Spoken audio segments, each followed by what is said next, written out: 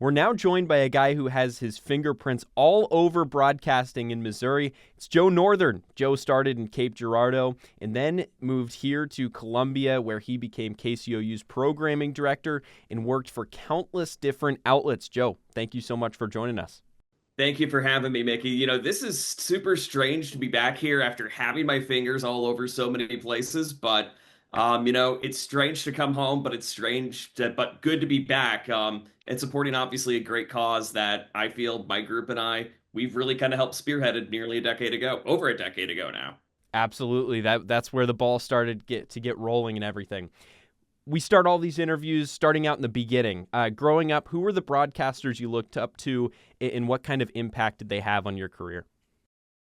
It really depends, honestly, to tell you the truth. I grew up in an area TV wise where we could get some of the stations out of Cape Girardeau, but also get some of the Memphis stations with a little antenna. So fortunately, we were able to get so many different broadcasts, whether it be the SEC regional game of the week, the Big 12 package, the Big 10 package. So really hearing like a bunch of the regional guys that you otherwise wouldn't nearly hear primarily, or even getting two different ABC games during college football Friday or college football Saturdays or whatever, really played an impact. So I think primarily for me is a lot of those regional guys because they stayed true to really their audience, and interesting to see how the SEC game of the week, the old Jefferson Pilot games, had a much different feel of it compared to the Raycom or ESPN Plus Big Ten games, which dare I say, a little more polished than Jefferson Pilot. If you go back on YouTube and compare the two, you'll see what I mean. But I think really the regional announcers, and even to some people that I grew up around as well, were people that I really looked up to because I got a chance to know them as a kid and really work with them personally. So really, I can't give you one name because there's too many to list, but the ones that I've been close to, I would say, have played a big impact on me. Looking at that local blackout list in both like southern Missouri, the Cape Girardeau area, and Iowa, like those are the hot spots for not watching any baseball. So Pretty I, much. I Thankfully, it was just Cardinals and Royals that we could both get locally. So Iowa, you've got it a lot worse. for sure. All right, tell us a little bit about your journey to Mizzou and how you ended up selecting it. Okay, well, I knew I always wanted to go to Mizzou to begin with, but again, in my situation at the time, I had the fortunate, well, I say fortunate in air quotes, opportunity to do Top 40 radio, first as an internship during my senior year of high school, and then got promoted to doing the night show because the previous guy didn't make it to work on time, and that's how I got the night gig by default. But that gave me a lot of opportunities to voice track with other stations, other outlets, doing news, doing. I didn't get to do any sports, unfortunately, at that time, but it allowed me to work within kind of a development and a programming perspective, not just within Top 40, but also classic rock, news talk, some of that outlets as well. And then working with businesses to help kind of promote their brands. So doing that at the young age of 18, I think was definitely strange, but doing that on a station you grew up with was great until you get tired of listening to Justin Bieber over and over again. So did my first year actually at home at Southeast Missouri State through the A Plus program. If you're in Missouri, it's an education program where you get 1 year for free. So I did that at a spinoff school while still working in Top 40. And I was like, okay, if I'm not going to make the jump to Columbia now, when am I going to? So even during the time when I was doing Top 40, I had researched not only KOMU, but KCOU and MUTV and seeing, okay, what can I do to leave my fingerprint here and how can we make this better than it was before? So I think all of that kind of played an impact to me in choosing Mizzou. Mizzou was always the goal since age 10, but I think knowing that I was going to be involved in student media was something that I really didn't consider that seriously until I decided to file the paperwork. And then, of course, you did file the paperwork, ended up at Mizzou at a great time to be covering Mizzou football and as well as basketball. Tell us a little about covering those teams in the early 2010s. Oh man, that was a great time, honestly. Um, Really, the thing with it is that it was primarily home games whenever I started in 2012. We didn't get a chance to go on the road that often, but we decided to go on the road, or I should say, the two guys decided to go on the road and do basketball, a game at Kentucky, which was great. So myself and some of the other staff at the time saying, "Hey, why can't we go to Nashville and do this?" And again, having some connections, also doing entertainment programming at MUTV. Because keep in mind, I was doing both, not only KCOU, but also doing TV at the same time. We had some connections. One of the sports execs or former execs family lived in Nashville, graciously allowed us to stay, me and a rotating group of six other guys, to come down and cover the SEC tournament for the first time in 2013. So we had one crew go down to cover the beginning games. That was myself and another gentleman. And then I came back that Thursday and produced the two nights on air. And then just we had different rotating cast of characters go back and forth to Nashville for 5 days, and that's really kind of where that all began. And then in 2013, we decided, okay, the goal is what can we do to get to every road game because the schedule was pretty favorable. There wasn't anything terribly far. I think the furthest was what, maybe Athens.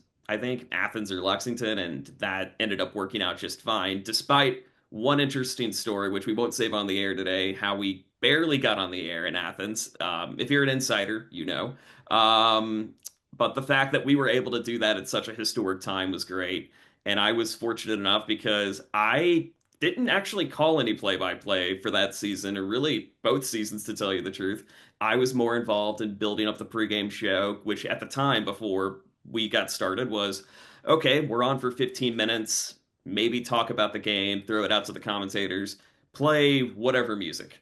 No, we decided we wanted to make it a full 1 hour pregame show, split it up, talk about other things going on in college football, but also have a segment devoted to some of the sports programming on KCOU so we could give other guys their takes. So, rotating co-host at that time, Jeff Parles of the Big Three, Brandon Kiley of his morning show. I forget the name of it. And some of the other sports shows at the time, we had a segment that rotated every week to not only get their take, but also promote some of the other programming. So it was a mix of not only building out a well-fleshed product on and off the air, but also getting some of that cross-promotional material too. And that's an hour-long pregame, postgame show that still exists to this day. So definitely one of the origins of getting the ball rolling and everything. When you were in school, what were some of the fundamentals that you were working on to kind of build yourself as a play-by-play broadcaster, but also as an in-studio host? I mean, honestly, for me, it was just be involved no matter what at the end of the day. I mean, obviously, doing sports was a big factor. So again, as you're a freshman and sophomore, you're going to be doing a lot of those volleyball games. You're going to be doing a lot of those. You're going to be doing a lot of like some of the Olympic level sports, which, believe it or not, those can be a lot of fun too. And that's kind of where my craft has really kind of come, especially in the last couple of years, but really knowing those Olympic sports quite well really can serve you on whenever it is time to get to the big level and do basketball and football. And just really saying yes too in terms of production. Yes, it's cool to do sports, but it's also fun to do news. It's also fun to have your own morning show too. So really doing all of that together, I think is really kind of what helped me not only provide, really hone down my craft, but also to making myself versatile with so many different platforms, I think, at the end of the day. So I could tell you any given Friday, it would be morning show at 10 o'clock, happy hour.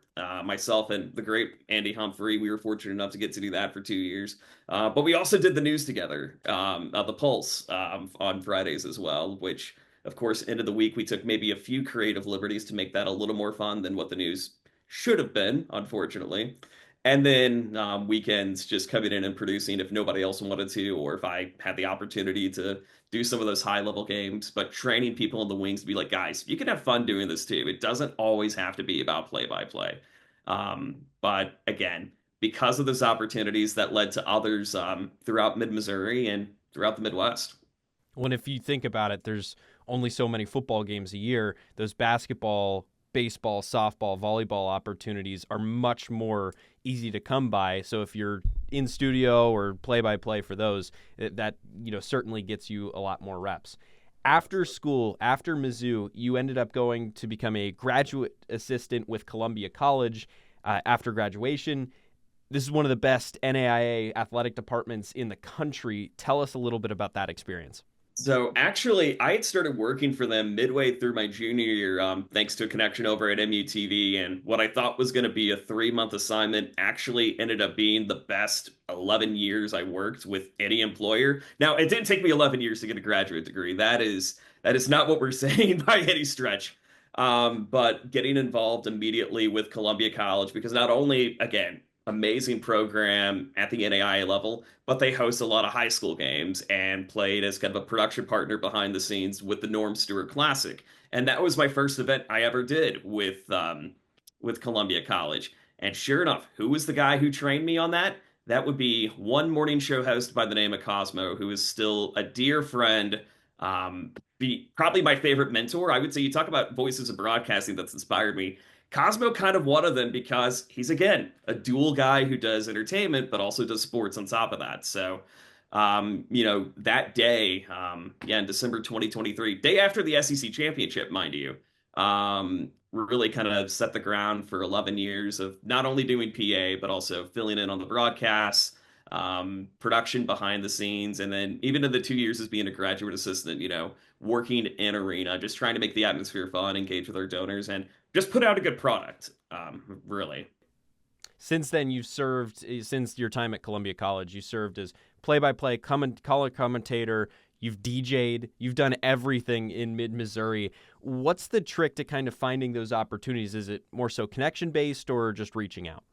A little bit of both. I think really it's just three words. Just say yes. Because you never know what you don't like until you don't like it at the end of the day. And what you appreciate right now may not be something that may suit you later on down the road.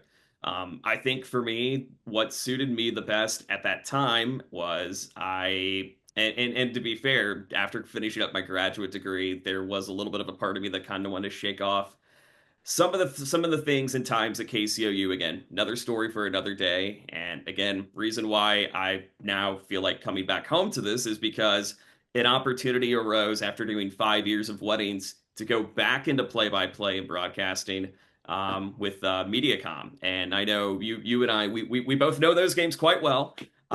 But getting the chance to do that really allowed me to finally get back into sports after what felt like a 5, 6 year hiatus. And since then, things have just continued to bloom.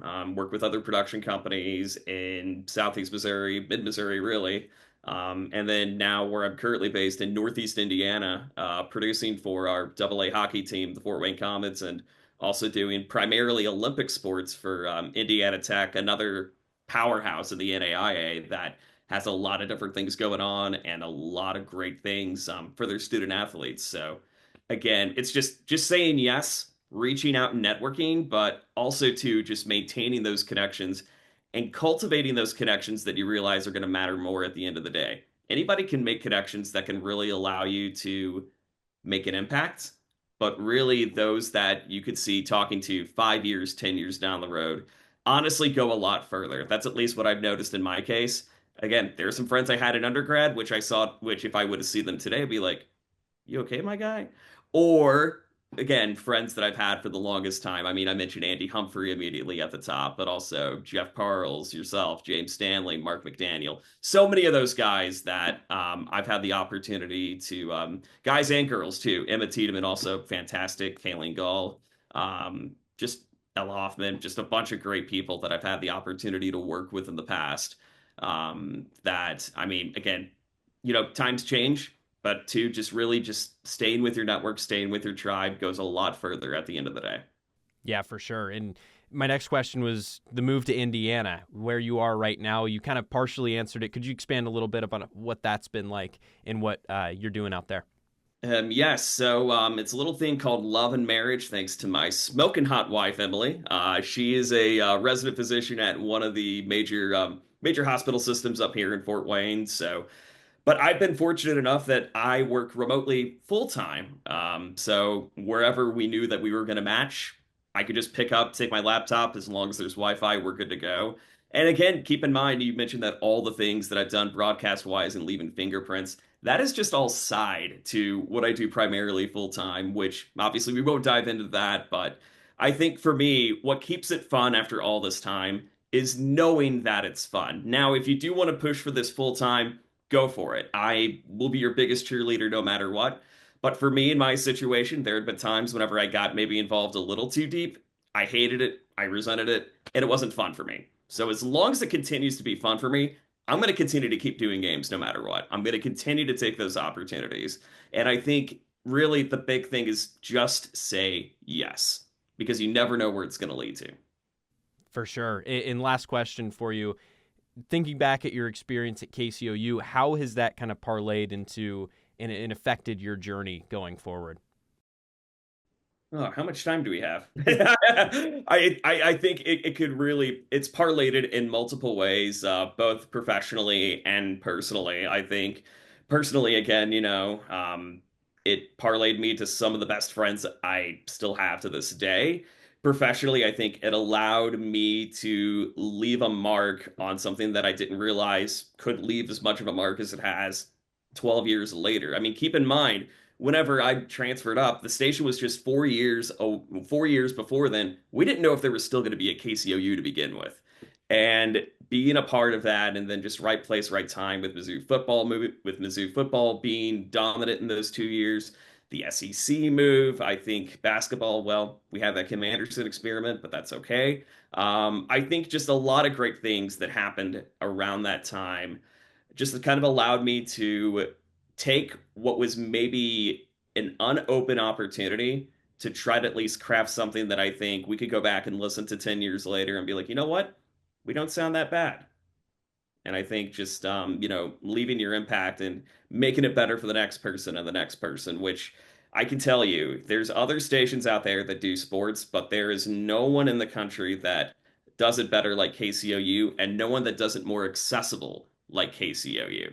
And I think that's something that everybody, or even if you're a prospective student listening, this is the place you need to be if you want opportunities, whether it's calling games, producing, writing, whatever that may be. The opportunity is open for you. You just got to go out and grab it. For sure. And a lot of those opportunities are because of you and your cohort of KCOU students. Joe, thank you so much for joining us on Sports Mania, and hope you tune in. Partner, this means so much for you to invite me back. I couldn't appreciate it more. And if you're listening and you think, okay, should I donate to this station? Should I donate to this organization? Yes, because you have another voice that you otherwise wouldn't get. And that's led to so many other opportunities for so many other names. So again, your money helps. It does. That was our conversation with Joe Northern. Sports Mania rolls on after this.